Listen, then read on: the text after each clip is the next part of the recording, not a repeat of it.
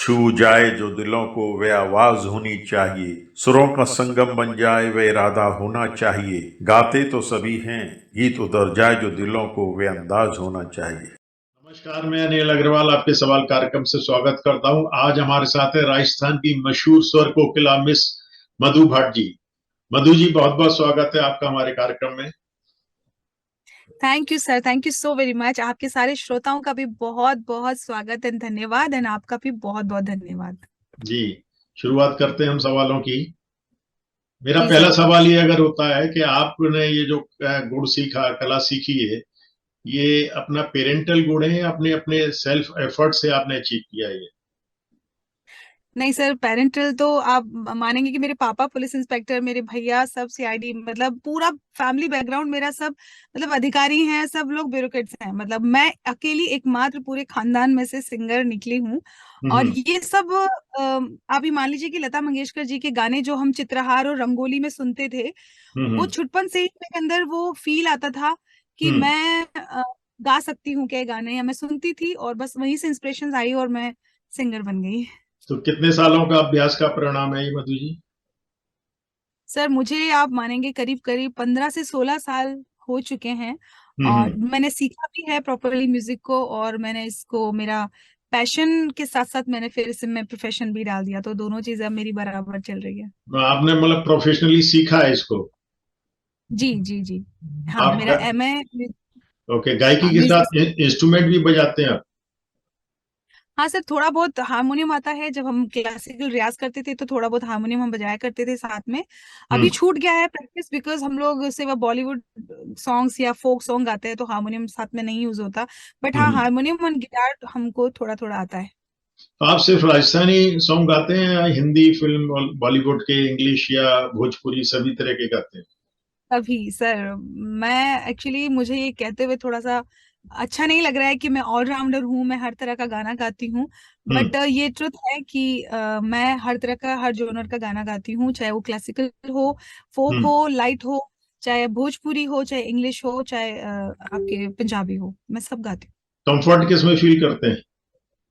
Comfort मेरी मातृभाषा जो मेरी राजस्थान की भाषा है, हम्म। और हिंदी, हिंदी एंड राजस्थानी बोथ में मैं बहुत कंफर्ट फील करती हूँ। तो जैसे आपने बताया कि आप लता जी से मतलब इफेक्टेड या इनिशिएटिव हैं, तो उनको आदर्श मानते हैं? बिल्कुल सर, बस वही एकमात्र मेरे ऐसे गुरु, ऐसे आदर्श हैं हम्म। जिनसे बचपन से सुनकर उनको मैं अपना आदर्श मान चुकी थी, वो मेरी प्रेरणा थी। हम्म। और मेरा नसीब कि मैं उनसे मिलकर और ज्यादा गौरवान्वित हो गई। 13 हम्म। जनवरी 2013 को मेरी लता माँ से मुलाकात हो गई। तब हम्म। से तो बस मुझे ऐसा लगा कि कोई ऐसी परम शक्ति मुझे मिल चुकी है कि अब मुझे कोई बड़ा अच्छा सिंगर बनने से कोई रोक नहीं सकता। और आज मुझे मेरा नसीब पर गर्व होता है कि मैं जहाँ पर भी हूँ बहुत अच्छे लेवल पे हूँ, तो और उन्होंने आगे जाना है अभी तक। तो उन्होंने हाँ आपको जी। कोई टिप दी सिंगिंग के बारे में? नहीं सर, इतनी बात तो देखो नहीं हो पाई, मैं झूठ हम्म। नहीं बोलूंगी। बट हाँ, उनका, उनके पैरों के वो जो अंगूठे होते हैं जिसमें ना एक एनर्जी होती है, ऐसा कहते हैं बड़े बड़े हमारे गुरु लोग जो हमें बताते हैं कि हम्म। कभी भी किसी भी गुरु से, कभी भी अपने माता पिता से, कभी बड़ों से आशीर्वाद लो तो उनके अंगूठों को ऐसे चूम ना करके, अंगूठों में एनर्जी होती है, हम्म। आशीर्वाद होता है। हम्म। तो मैंने उनके अंगूठे अपने होठों से चूमे थे। मुझे बस इतना याद है, इतनी भीड़ थी, उनसे मिलना कोई बहुत आसान बात नहीं है, वो भारत रत्न है। हम्म। तो इतना मिल लिया, और मैं एक्चुअली दंडवत ढोक उनको दिया। मैंने आज तक भगवान के सामने भी शायद दंडवत ढोक नहीं दिया है।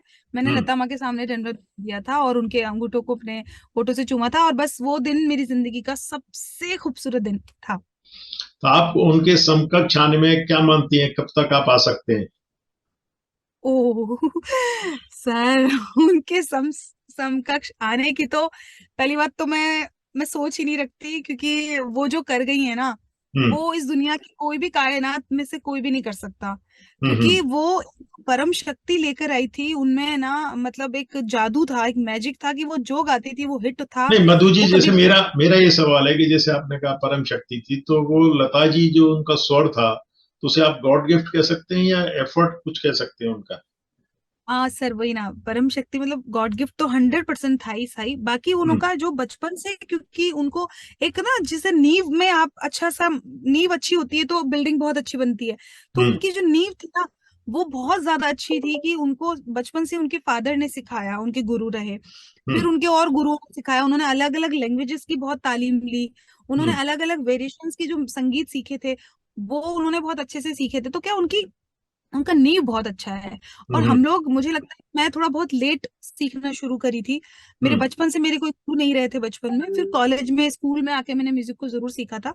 बट हम्म वो जो बचपन उन्हें इनिशियली मिल गया था वो नसीब वालों को ही मिलता है, और उनकी जो खुद की वो ऑन मतलब बॉर्न बॉटम जो लेकर आई हैं वो अलग तरह की शक्ति लेकर के आई हैं, विद रियाज, विद नहीं, मैं no doubt. As a layman ये सवाल बनता है कि क्या कोई रियाज करके पूरी मेहनत करके क्या टॉप पर पहुंच सकता है?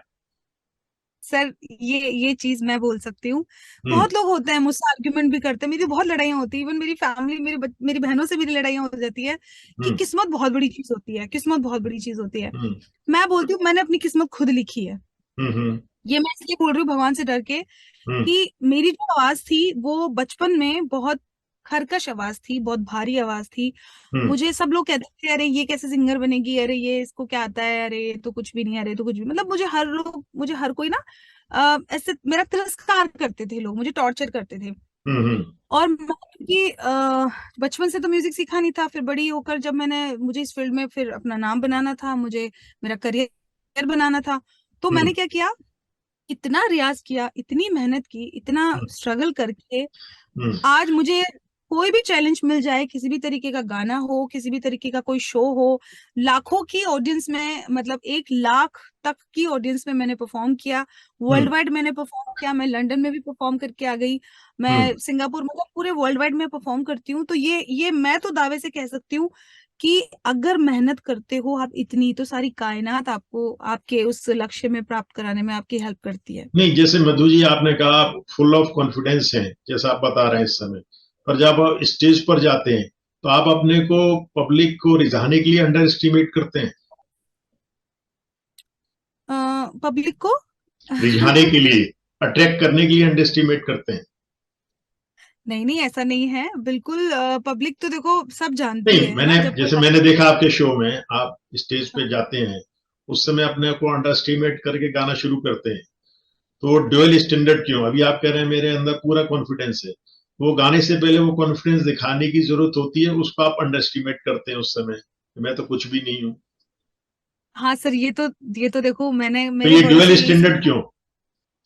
नहीं सर, मैंने मेरे बड़ों से यही सीखा है कि हम्म कभी भी आप ऐसा नहीं बोल सकते कि आप संपूर्ण हो, आपको सब आता है, आप ये वो, हमेशा हम्म अपने आप को छोटा मान करके चलो, हम्म और उसके बाद फायर करो ना, तो ज्यादा हम्म अच्छा लगता है। कि अगर आपने पहले ही बोल दिया मैं ये हूँ, मैं वो हूँ, और अगर स्टेज पर गए, बाय द वे आपका उस दिन अच्छा नहीं था, आप हम्म अच्छे से परफॉर्म नहीं करोगे, तो हम्म आपकी मतलब अच्छा नहीं रहेगा। इसलिए मैं थोड़ा सा छोटा अपने आप को बना करके फिर मैं कोशिश करती हूँ बाकी कि अच्छा अपने गाऊं। अंदर से कॉन्फिडेंस में कोई कमी नहीं है किसी भी स्टेज पर, किसी भी ऑडियंस के सामने आपको? हाँ सर, वैसे तो कोई कमी नहीं है, लेकिन इनिशियली जब मैं पहली बार स्टेज पे कदम रखती हूँ तो इतना डर लगता है। हम्म जैसे फर्स्ट टाइम मैंने 8 स्टैंडर्ड में जब बोर्ड एग्जाम्स दिए थे, तब मैं डर रही थी, वैसा हम्म ही मुझे एक बार स्टेज पे चढ़ने पर एक बार इनिशियली स्टार्टिंग में डर लगता है।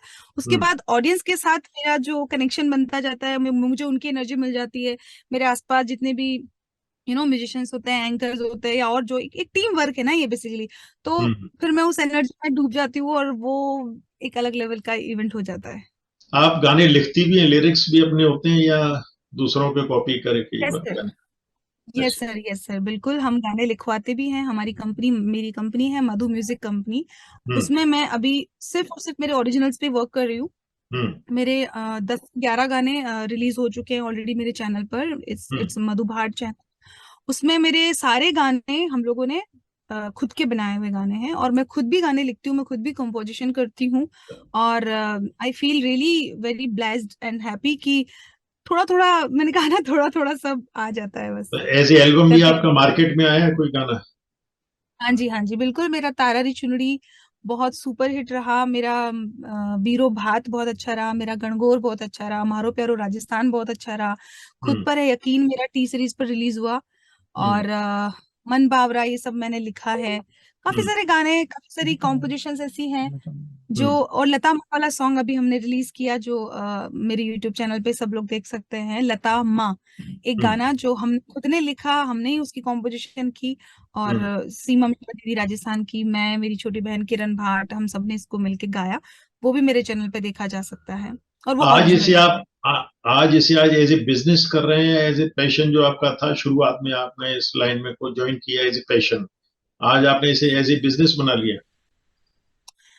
सर वैसे तो देखो पैशन ही है, लेकिन हम्म। पैशन से अपने आप को सेल भी करना ये बहुत बड़ी बात हो जाती है, हम्म। क्योंकि कहते हैं ना, पेट में भूख तो लगती है तो भाई रोटी तो खाएगा ना इंसान। तो हम्म। ऐसे ही इस प्रोफेशन में आकर के मेरे पैशन को मैंने फॉलो किया, और तब मेरा हम्म। ये प्रोफेशन था। हम्म। प्रोफेशन से मैंने पैशन फॉलो किया ऐसा नहीं है, मेरा प्रोफेशन पहले हम्म। मेरा पैशन है, फिर मैंने इसको अपना प्रोफेशन बनाया। जैसे मधु जी, आजकल देखते हैं कि गाने सिंगर बहुत हो गए हैं, आप टीवी के प्लेटफॉर्म पे देखिए, कहीं भी देखिए, एक से एक बेहतरीन गाने गाते हैं, तो कहीं इस लाइन में बहुत ज्यादा कंपटीशन नहीं हो गया?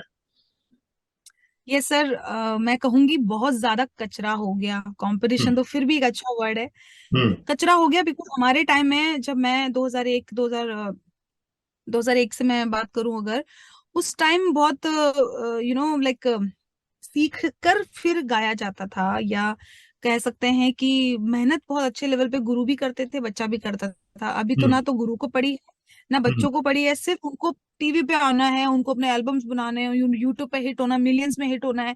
सिर्फ हम्म। एक दिखावा छलावा बहुत ज्यादा अभी लोगों ने कर दिया, और सबसे बड़ा इजी इनके लिए ये हो गया कि यूट्यूब पे इनको सब लिरिक्स मिल जाते हैं, हम्म। कॉम्पोजिशन चुरा लेते हैं, एक छोटा मोटा रिदम का पोर्शन डाला, फिर उसके अंदर अपने छोटे मोटे लिरिक्स को फिट किया, इधर से चुराया उधर से चुराया, और गाना डाल देते हैं। अभी वो ओरिजिनलिटी खत्म हो गई, वो हम्म। प्योरिटी खत्म हो गई, लोग मेहनत कम करना पसंद करते हैं, और अपने आप को एक्सपोज करना बहुत ज्यादा पसंद करते हैं। तो नेचुरली मैं तो इसको कंपटीशन भी नहीं कह सकती, मतलब नहीं, मुझे जैसे मुझे आप बहुत जैसे आप जैसे कचरा बोल रहे हैं, तो उसके कंपैरिजन में आप अपने को कैसा मानते हैं? हाँ सर, मैं अपने आप को इसलिए, क्योंकि हम लोगों ने एक्चुअल मेहनत की थी, क्योंकि हमारे टाइम में ना, ना तो हमारे घर में सीडी प्लेयर होता था, ना हम्म। हमारे घर में कोई अच्छा टीवी होता था जहाँ पे हम लोग बार बार चैनल चेंज कर करके गाने रियाज कर लें, कुछ कर लें, हम्म। और ना हमारे पास ऐसा ही जो मोबाइल, इसको आप क्या बोलते हो, एंड्रॉयड मोबाइल को बोलते हो, स्मार्टफोन बोलते हो, ये भी नहीं होता था हमारे पास। तो हम्म। हमने एक्चुअल मेहनत की थी, एक्चुअल स्ट्रगल किया था। हम्म। अभी लोगों को सब कुछ इजीली मिल जाता है, बना बनाया खाना मिल गया, बस आप खाओ और ऐश करो। तो हम्म। वो इजी चीजें जब किसी को मिल जाती है तो उसकी वर्थ खत्म हो जाती है। तो हम्म। अभी जो आई डोंट नो, तो जो भी लोग इसको अपना प्रोफेशन ले रहे हैं, वो कितनी शिद्दत से इस पे मेहनत करते हैं, इसकी हम्म। पूजा करते हैं कि नहीं, अपने गुरुओं का मान सम्मान करते हैं कि नहीं, वो मुझे लगता है कि बहुत लेस है। हमने नेचुरली की थी, आज भी मैं अपने से बड़े सिंगरों की बहुत इज्जत करती हूँ, अपने जस्ट अपने से छोटे सिंगर्स की बहुत इज्जत करती हूँ, क्योंकि हम्म। एक्चुअल में तो ये जो काम है ये पूजा का काम है बेसिकली। ये ऐसा नहीं है, दिखावा करने का काम नहीं है। पहले लोग गाना सुना करते थे, अब लोग गाना देखते हैं, तो काफी सारे चेंजेस आए हैं हमारे टाइम हम्म। में, काफी अच्छा, पर अभी बहुत स्ट्रगल था। ओके, बॉलीवुड से आपके पास कोई ऑफर आया गाने के लिए? सर बॉलीवुड से मेरे पास सन 2014 में एक ऑफर था, हम्म। जिसमें मतलब बहुत बड़ी, जो ये जैसे यशराज की मूवी होती है, बड़ी मूवीज होती हैं, ऐसी मूवी नहीं थी वो, पर हम्म। खंडाला हॉरर बिगन्स करके एक मूवी बनी थी, जो कि मुंबई के थिएटर्स में तो लगी थी, बट राजस्थान तक, गुजरात तक, वहां तक नहीं पहुंची थी। और उसमें एक मेरा आइटम सॉन्ग था, फुल टू हम्म। मजा करेंगे, वो हम्म। आइटम सॉन्ग मैंने गाया था। उसके बाद मतलब बॉलीवुड के सारे स्टार्स और मतलब म्यूजिक डायरेक्टर से मेरी मुलाकातें होती हैं, लेकिन इतना बड़ा, इतना लंबा, इतना विशाल स्ट्रगल है कि वहां जो रहते हैं उनको ही काम नहीं मिल पाता प्रॉपरली, तो हम जयपुर से वहां काम मिलना थोड़ा सा मुश्किल हो जाता है। नहीं, तो अगर वहां आप जाने का नहीं पॉसिबल हो पा रहा है, तो यहाँ आप संतुष्ट हैं अपने राजस्थान में जो भी आपको काम मिल यस, रहा है? Yes, okay. Yes sir, yes sir. मेरे अच्छा। गुरु पंडित ब्रिजमोहन भट्ट जी ने मुझे एक बात कही थी कि हम्म। अपने घर में खजाने बहुत हैं, बाहर जाकर किसी से काम मांगने की जरूरत नहीं है, अपने घर में हम्म। खजाने बहुत हैं। और हम्म। उनकी बात मानकर मैंने मुंबई से अपना बैक टू पवेलियन में आई थी, मैंने अपना घर खाली करके, मैं 2 साल के लिए मैंने स्ट्रगल किया था। बट जब मुझे लगा कि नहीं ठीक है, मैं पहले अपने राजस्थान के गानों को, क्योंकि जब यहाँ से बहुत सारे सिंगर्स को बहुत मौका मिला है, मैं ये नहीं कह रही कि यहाँ के लोगों को वहाँ मौका नहीं मिलता। हम्म। तोशी शारिफ हमारे जयपुर के हैं, भानु प्रताप हमारे जयपुर के हैं, हमारा रंजीत रजवाड़ा जयपुर का है जो कि आज इतना अच्छे लेवल पे गा रहा है, मोहम्मद वकील जी हैं, और भी बहुत बड़े बड़े नाम हैं जो कि जयपुर से हैं, बट वो वहां गा रहे हैं। बट कई यू नो मतलब मैं इस चीज का बहुत मेरा दुर्भाग्य मानती हूँ कि अभी तक मैंने बहुत अच्छे बड़े लेवल पर बॉलीवुड पर यहाँ नहीं गाया, बट मैं बहुत खुश हूँ मेरे जयपुर शहर में, अभी अभी क्योंकि आप जयपुर शहर, रियाज कितना करते हैं मधु जी? सर सच्ची बोलूं तो रियाज अब नहीं हो पाता, हम्म। क्योंकि हम लोग शोज कर रहे हैं या हम लोग जो कॉम्पोजिशंस करते हैं, हमारा जो गाने अब बना बना के हम लोग यूट्यूब पे डालने की एक हमारी प्रक्रिया चलती है, तो हम्म। अभी रियाज तो नहीं हो पाता। बट हाँ, हमारा जो रेगुलर, जो मैं संगीत से जुड़ी हुई हूँ, रोज मेरे कहीं ना कहीं शोज होते नहीं हैं, नहीं, तो आप ये या मैं, आप ये बहुत बड़ी गलती नहीं मानते कि आप शो के चक्कर में अपना रियाज भूल रहे हैं? यस सर, यस सर, आई अपोलॉजीज, मैं मानती हूँ संगीत में हम्म। रहते हुए कि ये मेरी बहुत बड़ी गलती है कि मैं रियाज नहीं कर रही हूँ। हम्म। बट हाँ, आज आपके इस इंटरव्यू के माध्यम से मेरे दिल में एक अलग सी, आपने स्पेशली एक जोत जो बुझी थी थोड़ी सी, वो हम्म। जला दी। मैं फाइनली अब आपसे प्रॉमिस करती हूँ कि हम्म। नेक्स्ट जब मेरा इंटरव्यू लोगे किसी अच्छी उपलब्धि के बाद, तो मैं आपको हम्म। बताऊंगी कि सर मैं रेगुलर रियाज करती हूँ नहीं, आपका। वैसे हमने देखा है हमारे इंटरव्यू के बाद आदमी को कुछ ना कुछ उपलब्धि जरूर मिलती है। हाँ, मैंने आपका गोविंदा वाला जो बहुत प्यारा सा इंटरव्यू आपका और गोविंदा जी का देखा, हम्म। मुझे बहुत अच्छा लगा। इतनी जेन्युइन बातें गोविंदा जी आपसे कर रहे थे, आपके बारे में इतना अच्छा उन्होंने, जो उनके साथ हुआ इंसिडेंट, की आपसे इंटरव्यू होते ही हमारे साथ कुछ उनको बहुत बड़ा प्रोजेक्ट मिल रहा है एंड ऑल। चलिए तो चलिए। ईश्वर करे ईश्वर करे, महादेव करे कि आपके इस इंटरव्यू के बाद मेरी भी कुछ खुली, मतलब जो मेरी बंद चीजें हैं वो खुल जाएं, और चलिए मेरे रास्ते जो मुझे दिख नहीं रहे हैं वो दिख जाएं, और मैं भी कहीं ना कहीं बहुत अच्छे लेवल पे सक्सेस पाऊं। तो प्लीज मेरे मधु लिए जी, प्रेयर मैं करिए। अगर पूछूं तो आपका ड्रीम क्या है इस समय? सर, मेरा ड्रीम वैसे सच्चा संगीत, मैं संगीत को और सीखना चाहती हूँ, संगीत के ऊपर और वर्क करना चाहती हूँ। और हम्म। बॉलीवुड में, क्योंकि क्या होता है ना, बॉलीवुड एक ऐसा माध्यम है जो पूरी दुनिया में छा जाने का एक मात्र ऐसा माध्यम है। मैं मानती हूँ यूट्यूब वगैरह को भी सब लोग मानते हैं, मगर हम्म। मुझे तो यूट्यूब पे कोई मेरे सामने कोई आर्टिस्ट खड़ा हो जाता है तो मेरे को तो पहचान में भी नहीं आता कि कौन है। मिलियंस होंगे व्यूज किसी के भी, क्योंकि आई हम्म। एम नॉट, मेरे को आर्टिस्ट बॉलीवुड के गानों में, फिल्मों में जब कोई सुनाई देता है, या फिर कोई अच्छा छाप छोड़ के कोई गा के जाता है, तब मुझे वो कोई आर्टिस्ट याद रहता है। वरना कोई किसी की कितने भी मिलियन हिट हो, कुछ मुझे तो नहीं समझ में आता एक्चुअली। कभी तो मेरा कभी ये, कभी फिल्मों में आने का मौका मिले तो वो भी एक्सेप्ट करेंगे? एज ए हीरोइन, मतलब as as a a character. As a heroine? हाँ सर, बिल्कुल आने का अगर मौका मिलेगा तो मैं करूंगी, क्योंकि मैं हम्म। एक थिएटर आर्टिस्ट भी हूँ।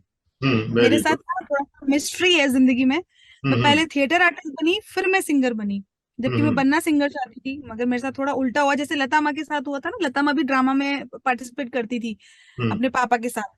तो फिर हम्म। उनके पापा को एक दिन, वो अपने शिष्य को सिखा रहे थे, तो उनको, उन्होंने गाना गाते हुए देख लिया, तो फिर उनको सिंगर भी बनाया। वरना वो उनको एज ए चाइल्ड आर्टिस्ट अपने प्ले में वो करते थे, हम्म। पार्टिसिपेट करवाते थे चलिए, पापा। अब हम मतलब किसी अगर सिंगर का इंटरव्यू ले रहे हैं तो ऐसा हो नहीं सकता कि हम उससे गाना ना सुने। तो आप अपनी पसंद का कोई सुनाएंगे या हमारी पसंद का?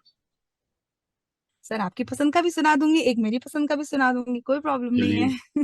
तुझसे नाराज नहीं जिंदगी, हैरान हूं मैं, हो हैरान हूं मैं, तेरे मासूम सवालों से परेशान हूं मैं, हो परेशान हूं मैं, जीने के लिए सोचा ही नहीं, दर्द संभालने होंगे, मुस्कुराए तो मुस्कुराने के कर्ज उतारने होंगे, मुस्कुराऊं कभी तो लगता है जैसे होठों पे कर्ज रखा है, तुझसे नाराज नहीं जिंदगी,